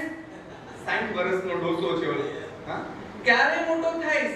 હજી તને મારા શરીરમાં અને આ ભીતમાં ફરક લાગે છે? હજી તને સ્ત્રીનું શરીર સ્ત્રી લાગે છે? तो के દિવસે સાધુ થઈશ મારા ભાઈ। साधु वो है जो जिसे स्त्री और पुरुष का कोई भेद ही नहीं रहता, जिसे स्त्री में और भीत में भी कुछ भेद नहीं रहता, स्त्री में और मूर्ति में भी कुछ भेद नहीं रहता। ऐसी बातें और इस चीज को ज्यादा ठोस तौर पे बताने के लिए मैं दृष्टांत देना चाहूंगा कोशा और स्थूलिभद्र का। जैन धर्म में एक कथा आती है, स्थूलिभद्र और कोशा जो गणिका है और दोनों का प्यार है, 12 साल का प्यार, और गणिका स्थूलिभद्र के मन में भाव जागते हैं और वो ऋषि साधु हो जाते हैं, दीक्षा ले ली उन्होंने। देखिए कैसी परीक्षा है। उनके गुरु उन्हें पहला चातुर्मास करने के लिए उसी गणिका के घर में भेजते हैं। बोले चातुर्मास 4 महीने स्थिर रहना है, चलो उपाश्रय में नहीं, तुम्हारा पहला चातुर्मास होगा इस कोशा के घर पे, वेश्या का घर है, यहाँ पे तुम्हारा घर, यहाँ पे 4 महीना रहना है। अगर अपने ब्रह्मचर्य को बचा सकते हो तो बचाओ। देखिए पूर्व जीवन की प्रेमिका है, स्वरूपवान स्त्री है और गणिका है, उसे क्या नहीं आता होगा पुरुष को अपने वश में करने के लिए। स्थूलिभद्र जी ने कहा था तुझे जो करना है वो कर, लेकिन एक अंतर रखना है तुझे मुझसे, मुझे छूना नहीं है, बाकी तुझे जो करना है कर। उसने 4 महीने तक प्रयत्न किए अपने प्रेमी को वश में करने के लिए, वापस आ जाए, क्योंकि वो चाहती है, उसे मोह है, उसके प्रति आसक्ति है, शरीर का जो आकर्षण है वो है, तो खींचना चाहती है अपने। और लेकिन देखिए ये साधुता का प्रभाव है जो स्वामीनारायण भगवान अपेक्षित करते हैं हम हमारे सभी साधुओं के पास, कि क्या साधु के पास अपेक्षित है। ये 4 महीने तक उनका ब्रह्मचर्य एक क्षण के लिए भी विचलित नहीं होता, और जब 4 महीने बाद वो साधु चातुर्मास खत्म करके वापस बाहर निकलते हैं तो वो कोशा साध्वी बन के बाहर निकलती है। ये साधुत्व का प्रभाव है, और इस ब्रह्मचर्य की अपेक्षा भगवान स्वामीनारायण ने हमारे पास रखी है, जिसे कोई विचलित न कर सके। हमारे शास्त्रों में कथाएं आती हैं, एक्स साधु भगवान तपस्या कर रहे थे, रंभा आई, नृत्य किया और उनकी तपस्या भंग हो गई। उर्वशी आई और तपस्या भंग हो गई। मेनका आई, बड़े अच्छे नाम हैं, किनके सपनों में भी आती होंगी ये सब, लेकिन ये आई और तपस्या भंग हुई, ये आई तपस्या भंग हुई। तो मैं बहुत विनम्रता से कहूंगा कि उनके अंदर अभी भी काम का बीज पड़ा हुआ था। साधु वो है जो काम के बीज को उखाड़ कर फेंक देता है, तभी कोई भी मेनकाओं का वर्ग धन या 100 मेनकाएं उतर आए तो भी वो उसका कुछ नहीं बिगाड़ सकती, क्योंकि उसने अपने आप को जीत लिया है। इसलिए महावीर को महावीर कहा। कैसा वीर? जिसने अपने आप पर जीत हासिल की। भगवान स्वामीनारायण हमारे पास ऐसे जीत हासिल करने की बात करती हैं। तो ऐसी शिक्षा पत्री में से पसार होते हुए मुझे जो मेरी अल्पमति से समझ में आया वो आपके सामने रखने की मैंने अनधिकृत चेष्टा की। मुझे पता नहीं मैं कितना सही कह पाया हूँ या कितना गलत हुआ है, लेकिन ये मेरा मूल्यांकन था एक छोटे से लड़के का। आपने जो कहा वो बिल्कुल सही है, तो उसके हिसाब से, उसकी कक्षा से ही उसका मूल्यांकन हुआ होगा। बहुत उत्तम बातें अभी शिक्षा पत्री में गर्भित हैं, लेकिन उसके लिए इस महासागर में डूबना पड़ता है। नरसी कहे छे, माहे पड़या ते महासुख माणे, भणे नरसैयो भोगी रे। अंदर जो जाते हैं वो रत्नाकर तो है ही। रत्न किसे मिलते हैं? जो डुबकी लगाता है, जो अंदर डूबता है और अंदर से मोती लेकर आता है। हम चाहेंगे कि आप सभी उसमें डुबकी लगाने वाले ही हैं, और गहनता की और गहनता से शिक्षा पत्री का अभ्यास हो, ताकि उसकी जो सूक्ष्म बातें हैं वो सब आप सभी के ध्यान में आए और ध्यान में आकर जीवन में आए। समय बहुत हो चुका है, 15 मिनट मेरे पास बचे हैं शेष। हाँ, तो कुछ बातें संत कवियों की और उनके पदों की मैं करने की इजाजत चाहूंगा। मेरा जो पीएचडी का अभ्यास हुआ उसमें सभी संप्रदाय के, सभी पंथों के, मत पंथों के संतों को मैंने लिया था। तो स्वाभाविक तौर पे स्वामीनारायण संप्रदाय के संत कवि ब्रह्मानंद, निष्कुलानंद, प्रेमानंद, मुक्तानंद, ये सभी जो कवि हैं जो इस परंपरा को, अभी देखिए ये पृष्ठभूमि का बंदी गई है कि किस व्यक्ति के ये वारिस हैं। ऐसे व्यक्ति जिन्होंने ऐसी बातें उन्होंने उनको बताई, वो तो उनके प्रत्यक्ष थे, सिर्फ बताई नहीं, वो जीव भी हैं।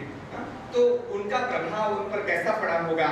तो ब्रह्मानंद हमारे जो कवि वो कहते हैं, आतन रंग पतंग सरिखो, आतन रंग पतंग सरिखो, जाता वार न लागे जी, असंख्य गया धन संपत्ति मेली, तारी नजरों आगे जी। કેટલાય આવ્યા ને ગયા, રાજા રાવણ જેવો લંકાનો નાથ છે ને એ પણ જતો રહ્યો, તો તારી શું વિશાદ છે, તું પણ જતો રહીશ। એ પહેલા ब्रह्मानंद और इस पंथ में कहते हैं, जो पद दूसरे कवि के नाम पर भी बताया जाता है, मुस्लिम कवि के नाम पर भी, लेकिन हम मानते हैं कि वो ब्रह्मानंद का भी है। उठ जाग मुसाफिर भोर भई, अब रैन कहाँ जो सोबत है। हे मुसाफिर उठ जा, अब भोर भई, हमें उन्होंने मुसाफिर कहा है। हम भूल जाते हैं कि हम यहाँ पे मुसाफिर हैं। हम तो ऐसे रहते हैं जैसे हमें सदियों तक यहीं रहना है। मेरा तो यहाँ पे एक पड़ाव है, आज स्वामीनारायण मंदिर है, कल मलबार हिल है, परसों वही मेरा रापर जिंदाबाद। तो मैं सोचूं कि हाँ इतने बड़े बड़े लोग के बीच, तो ये तो एक दिन का मेला है, कल उससे बिखर जाना है। ये बात उठ जाग मुसाफिर, जरा जाग मारा भाई, ये कविताएं आई किस चीज में से? करुणा में। हाँ, क्यों उन्हें उठाने? खुद तो उठ गए, लेकिन दूसरों को भी उठाना है। उठ जाग मुसाफिर भोर भई, अब रैन कहाँ, अब समय नहीं है तुम्हारे पास, जो सोवत है सो होवत है, जो जागत है। जो जागरूकता की बात भगवान स्वामीनारायण ने कही, इसी जागरूकता की बात दूसरे तौर से। और त्याग की बात करते हुए निष्कुड़ानंद जी ने कहा, त्याग न टके रे वैराग विना। त्याग न टके रे वैराग, शुद्ध वैराग्यની વાત કરી છે, શુદ્ધ વૈરાગ્યની વાત। त्याग न टके रे वैराग विना, करिए कोटि उपाय जी, अंतर ऊंडी इच्छा रहे ते केम करीने न जाए। वो जो बातें हमने जो लास्ट में कही वही बातें इसमें हैं गर्भित। त्याग न टके वैराग्य विना, अंदर कुछ पड़ा हुआ है, हमें तो जड़ मूल से सफाई करनी। मीरा ने कहा, मुने लगनी लागी छे ठेठनी, अंतिम अवस्था तक पहुंचना है तो त्याग लेना है, वैराग्य उसमें चाहिएगा। वेश लीधो वैरागनो, देश रही गयो दूर जी, ऊपर वेश आछो बन्यो, मोह माही मोह भरपूर जी। वेश पहनने से कुछ नहीं होता, साधुता मन का विषय है, साधुता आत्मा का विषय है, वो शरीर का विषय नहीं है। कोई पैंट शर्ट वाला भी साधु हो सकता है और कोई भगवाधारी भी साधु नहीं हो सकता है, ऐसा हम कह सकते हैं। सुरेश भाई बशी भाई और उनके बाजू में भरत भाई की ओर उंगली निर्देश कर रहे हैं, तो वो सही बात। साधुता गुण है, साधुता वेश तो व्यवहार के लिए है, मूलतः साधुता गुण है। तो ये बात उन्होंने कही। और भगवान की यदि प्राप्ति करनी है तो ब्रह्मानंद जी ने एक शर्त रखी हमारे सामने, रे सिर साटे नटवर ने वरिये, पाछू ते पगलू नववरिये, माथा साटे मूंगी वस्तु सांपड़वी नहीं सेल જોને। सिर साटे नटवर ने वरिये એટલે શું? માથું દઈ દેવું પડે। માથું દઈ દેવું એટલે શું? વળી બલી ના, માથું એટલે અભિમાન, માથું એટલે અહમ। હું કરું એ જ અજ્ઞાનતા, સકટનો ભાર જેમ સ્વાન તાણ, મને તો આહા હું કેવું સરસ બોલું, હું આમ કરું, હું તે, અરે ભાઈ ભલા મળા, તું શું કરી લેવાનું? તો આ જો ભગવાનને પ્રાપ્ત કરવું છે તો તારું માથું પહેલા મૂક, રે સિર સાટે નટવર ને વરિયે, અંતર દ્રષ્ટિ કરી ખોવ્યું, ડાપણ જજુ ન, ભક્તિમાં ડાપણ ન હોય, તર્ક હોય ત્યાં ભક્તિ ન હોય। આ તો પછી આમ કેમ થયું? મને ઘણા એમ કે અમારા બેનને પૂછ્યું હતું કે આ મહાભારત જેવું કઈ બન્યું નહીં હોય, આવું તે કોઈ હોતું હશે, આના કઈ આધાર નથી મળતા, એટલે આ બધું નાટક છે, આ બધી કલ્પનાઓ છે। એટલે અમારા બેને સરસ જવાબ આપ્યો હતો કે સારું, કલ્પના છે, કલ્પના કરી તો જુઓ, આવી કલ્પના કરી તો જુઓ કે જે યુધિષ્ઠિરને સ્વયં ઇન્દ્ર રથ લઈને સામે લેવા આવે કે ચાલો પ્રભુ તમને હું સદેહ સ્વર્ગમાં લેવા આવ્યો છું, અને એ યુધિષ્ઠિર એમ કે મારા પુત્રને ચાલ લઈ લેવું ભેગા, તો હું હાલું નકર નહીં હાલું। આવા માણસની તમે કલ્પના કરી જુઓ, પરસેવા માથા ઉપરથી નહીં, દરેક જગ્યાએથી છૂટી જશે, તોય કાઈ નહીં થાય, તોય નહીં થાય। એનું કારણ આ કલ્પના હોઈ શકે, આ તો અનુભૂતિની વાત છે, અને આવી કલ્પના કરવી અઘરી। આવા મહાપુરુષો આપણી વચ્ચે થઈ ગયા। તો સચ્ચિદાનંદ સ્વામી અને એમના બીજા પણ કેટલાક સરસ એક વાત નિષ્કુળાનંદજીએ કહી, જંગલ વસાવ્યું રે જોગીએ, તજી તંદડાની આસજી, વાત ન ગમે આ વિશ્વની, આઠે પહોર ઉદાસજી। જંગલ વસાવ્યું જોગીએ, બહુ મજાની વાત।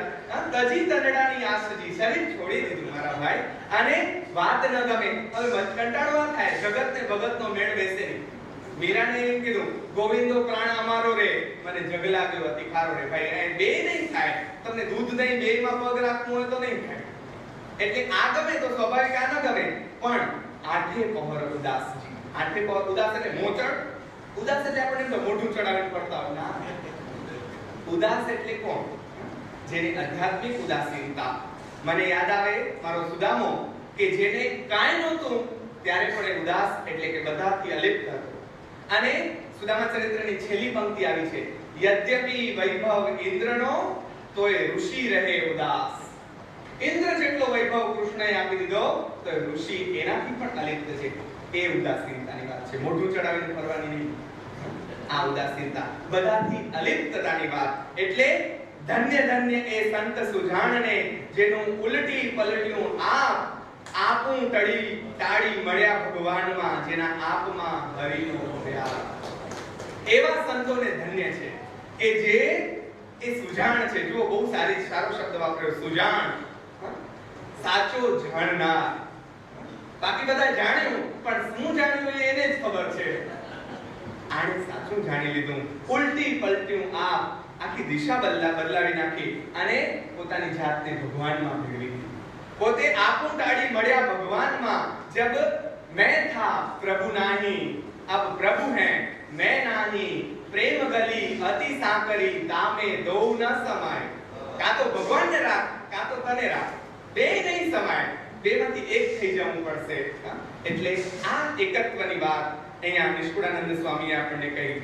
બ્રહ્માનંદ સ્વામી જોને જોને સખીએનું રૂપ મનોહર રાજ. જો પ્રેમ લક્ષણા ભક્તિ અમારે ગદ્યકાળમાં ઉત્તમ કવિતાઓ એની મળી. એની ઉત્તમ કવિતાઓ સ્વામિનારાયણ સંપ્રદાયના સૌથી વધારે પ્રેમ સખી પ્રેમાનંદ કવિયા. પ્રેમાનંદ બીજા પણ થયા, પણ એમણે આખ્યાનો લખ્યા. સ્વામિનારાયણ સંપ્રદાયના પ્રેમાનંદ કવિ થયા, જેમણે ઉત્તમ પ્રેમ લક્ષણાના કાવ્યો આપ્યા. અને એમનું ઉપનામ પેલું આગળ વિશેષણ પ્રેમ સખી પ્રેમાનંદ. અને ગોપી ભાવે રાધા ભાવે આપણે જે વાત હમણાં કરવામાં આવી એવા ભાવથી એમણે કવિતાઓ લખી. મુખ લાવણ્યતા જોઈ કામ કે કોટિક લાજે રે. કામદેવ પણ જેને જોઈને લાજી જાય એવા અમારા ભગવાન. આ જો ભગવાનના સૌંદર્યની વાત અને એ જ ભગવાનના મૂળ રૂપની વાત નરસિંહે જે કરી હતી એવી વાતો આપણને મળે છે મુક્તાનંદમાં. મને સૌથી વધારે ખેંચી હોય જે કવિતાઓ તો એ મુક્તાનંદ સ્વામીની છે. તો એ જોજો, એમાં શુદ્ધ જ્ઞાનની વાતો છે. છેલ્લી 9 મારે પૂરું કરવાનું છે, મારી પાસે સામે 7 મિનિટ છે. અનુભવી આનંદમાં બ્રહ્મ રસના ભોગી રે, જીવન મુક્ત જોગિયા અંતરે નિરોગી રે. આ કેટલી મોટી વાત છે. અનુભવી આનંદમાં બ્રહ્મ રસના ભોગી રે. આ તો બ્રહ્મ રસ છે. નરસિંહ અમારો મને વારે વારે યાદ આવે, એનું કારણ શું? નરસિંહ લોહીમાં હાલ્યો ગયો, એક કણમાં હાલ્યા ગયા છે બધા. એટલે વાતે વાતે માતાજી આવે, પણ નરસિંહના નામ ના આવે, વીરાના નામ ના આવે, આ બધા. તો નરસિંહ એમ કહ્યું, હરિના જન તો મુક્તિના માંગે, માંગે જન્મો જન્મ અવતાર, નિત્ય સેવા નિત્ય કીર્તન નિરખવા નંદકુમાર. અને આવો જે હોય જેને મુક્તિને પણ બાજુ પર મૂકી દીધી. હું આ ખરાબ શબ્દ મેં માંડ કંટ્રોલ કર, બાજુ પર મૂકી દીધી. કે મુક્તિ નથી જોઈતી, શું જોઈએ છે? આ પૃથ્વી પર આવવું છે.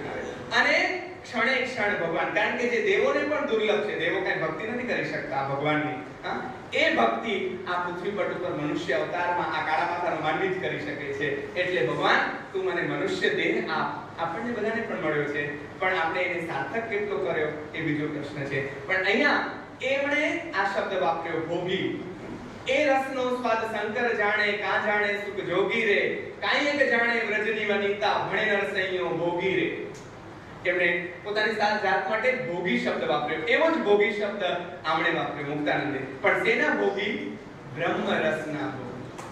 જો એ પદાવલી તો જે જાણીતી છે એ આવશે, પણ અહીંયા દુનિયાના ભોગ વિલાસની વાત નથી. બ્રહ્મ રસ અને અનુભવી આઠે પોરાણ. મને ગંગા સતી યાદ આવે, જેને આઠે પોર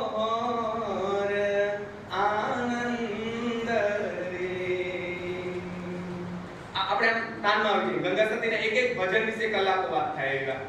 પણ આપણે આ સાધુની વ્યાખ્યા કરતા એમ કહ્યું કે સાધુ કોને કહેવાય? જે આઠે પોર આનંદમાં હોય, જીવન મુક્ત જોગિયા. જીવનના એક બંધન હવે એને નડતા નથી અને અંતરથી નિરોગી થઈ ગયા. જે માણસ ભીતરથી નિરોગી, અંદરના રોગો કયા છે એ તમને બધાને ખબર છે. મારે વિશ્લેષણ નથી કરવું, તમે મારા કરતા સુજાણ છો. શબ્દ જે અહીં અંદર આવે એ જ વાપરીને મારા કરતા વધારે સુજાણ.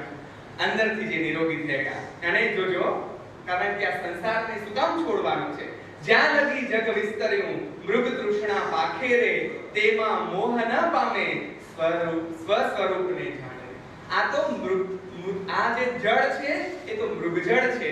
દોડતા જશો અને પાછળ એ ત્યાં આગળ લંબાતું જશે, પણ સાચો સાધુ એમાં પડતો નથી, એની પાછળ દોડ મૂકતો નથી. એમાં એ તો સ્વસ્વરૂપને ઓળખવા મથે છે. આગળ પ્રગટ बिना क्यों सुख पावे, बहुविधि बात बनावे, रवि रवि कहे रैन नहीं जावे, जब कही जल कही तृषा न बुझावे. रवि रवि કહેવાથી એ કઈ અંધકાર જશે નહીં, તારે તો રવિ રૂપ થવું પડશે, ત્યારે કામ થશે. અને આ ક્યારે થશે? જ્યારે સદગુરુ મળશે ત્યારે. એમણે સદગુરુનું પણ મૂલ્ય કર્યો. 68 તીરથ સદગુરુ ચરણમાં જાણશે જન તે હશે પૂરા, મન કર્મ વચને મોહ મનનો તજી, ભજે પરિબ્રહ્મને સુરા. છેલ્લી એક કવિતા મારે બહુ જ ગમતી એવી ટાંકીને મારી વાત પૂરી કરું. સગપણ એક હરિવરનું સાચું. બધા જ ઘણા સગપણો આપણને જીવનમાં મળ્યા, પણ સગપણ એક હરિવરનું સાચું, બીજા સર્વે ક્ષણભંગુર કાચું. ફોગટના ફેરા નવ ફરીએ, પરઘરના પાણી શું ભરીએ. બીજા મારા ઘરનું પાણી હું ભરવાનું એટલે બાજુવાળાના ઘરનું પાણી ભર્યા જ કરું. આને તો મૂર્ખામી જ કહેવાય ને. જેને આપણે મૂર્ખામી કહીએ છીએ એ આપણે કરી રહ્યા છીએ. that we don't know on which we are laughing, that we are doing. આપણે એ જ કરી રહ્યા છીએ. સગપણ તો હરિવરનું સાચું. અમારા નરસિંહે એમ કહ્યું, સુખ સંસાર મિથ્યા કરી માનવો, જગતમાં કૃષ્ણ વિના સર્વ કાચું. ખોટું નહીં, એમને શબ્દ એમ નથી વાપર્યો, ખોટું. કાચું એટલે અપરિપક્વ. પરિપક્વ એક જ માત્ર કૃષ્ણ છે, પરિબ્રહ્મ છે, એને ભજો, બાકી બધું ઠીક. જો વરીએ તો નટવરને વરીએ, બીજાને શું વરીએ? નટવરને વરીએ. સત્સંગનો એમણે મહિમા કર્યો, જે આપણે અહીંયા આજે કરી રહ્યા છીએ. સજની આરે ચોઘડિયા અમૃત લાભના, વીજળી ઝબકારા જેવા મોતી પરોવી લેવા, ફરી નહીં મળે એવા સત્સંગ કીજીએ. જે ગંગા સતીએ કહ્યું, વીજળીના ચમકારે મોતીડા પરોવાન બાઈ, અચાનક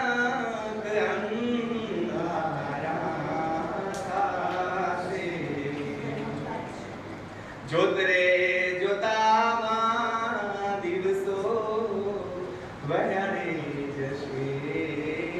આપણો પણ ક્ષણ સમય જોતા હોય તો આ જે સમય છે એમાં જ્યારે ચમકારાની ક્ષણ મળી, વીજળીના ચમકારે જ મોતીડા કરો, બાકી અંધારું તો છે જ અખંડ. અખંડ રામધૂન તેમ અખંડ અંધારું છે, દિવસે અંધારું, કારણ કે અજ્ઞાન છે તે અંધારું. તો જ્યારે જ્ઞાનની જ્યોત એક ઝબકારો થાય અને મોતી પરોવી લેવો, એવા આ સંતોએ એમનું બહુ જ જાણીતું પદથી વાત પૂરી કરું, અધૂરી છોડું એમ એટલા માટે કહીશ કે આ સંતોની વાતો ક્યારે પૂરી ન થાય, એમના દર્શનની વાતો ક્યારે પૂરી ન થાય. એટલે મારું બહુ જ જાણીતું એક પદ બ્રહ્માનંદજીનું જે બહુ જ ફેમસ છે એ સંત પરમ હિતકારી જગત માહી, સંત પરમ હિતકારી, સંત પરમ હિતકારી જગત માહી, સંત પરમ હિતકારી. પ્રભુ પદ પ્રગટ કરાવત પ્રીતિ, પ્રભુ પદ પ્રગટ કરાવત પ્રીતિ, ભરમ મિટાવત ભારી જગત માહી, સંત પરમ હિતકારી જગત માહી, સંત પરમ હિતકારી. બ્રહ્માનંદ સંતન કી સોબત, છેલ્લી ઘડી લીધી, આખું નથી લેવું. બ્રહ્માનંદ સંતન કી સોબત, મિલત હૈ પ્રગટ મુરારી, મિલત હૈ પ્રગટ મુરારી જગત માહી, સંત પરમ હિતકારી જગત માહી, સંત પરમ હિતકારી. બસ પરમને એ જ નમ્ર પ્રાર્થના કે આપણો હાથ આવા કોઈ સંતના હાથમાં આપી દે. ઇસ્લામમાં ગુરુ માટે મુર્શિદ એવો શબ્દ વપરાયો છે અને મુર્શિદ અને શિષ્ય માટે મુરીદ એવો શબ્દ વપરાયો છે. સૂફી સંતોને તમે જોયા હશે ને તો આવું દ્રશ્ય તમે આમ ગોલ ગોલ ફરતા, એનું પ્રતીક છે. એનો એક હાથ ખુદાના હાથમાં છે અને બીજો હાથ ખુલ્લો છે. તમે વિચાર કરો, ગુરુ કોને કહેવો એની ઉત્કૃષ્ટ વ્યાખ્યા આ છે કે જે માણસનો એક હાથ ભગવાનના હાથમાં હોય, એ માણસ પોતાનો બીજો હાથ ભગવાનના હાથમાં સોંપી દેવાનો લોભ ટાળી અને આપણા જેવા માટે હાથ ખુલ્લો રાખે. એ ગુરુની કેટલી કરુણા છે. આવા સંતો આપણા માટે હાથ ખુલ્લો રાખીને બેઠા છે. શરત એટલી જ છે, એની આંગળીઓમાં આંગળીઓ પરોવવાની છે અને એના માર્ગે ચાલવાનું છે. પરમ ઈશને આ પ્રાર્થના કે આપણે આ પરમના પંથે આગળ વધીએ અને નિજ સ્વરૂપને પામીએ. આ સંસ્થાએ, એના આયોજકોએ, સુરેશભાઈને કારણે આપ સૌનો પ્રેમ આજે મને મળી શક્યો છે, અર્જિત થઈ શક્યો છે. તો એ માટે હું કૃતજ્ઞ છું, આભારી છું. અને જે એક તક આ ગ્રંથમાંથી પસાર થવાની, આ કાવ્યમાંથી પસાર થવાની આપે મને આપી છે, એ બદલ હું આપના સર્વ પ્રત્યે કૃતજ્ઞતા વ્યક્ત કરી આપ સર્વમાં બિરાજમાન આત્મતત્વને વંદન કરી અને વાત પૂરી કરું. ધન્યવાદ.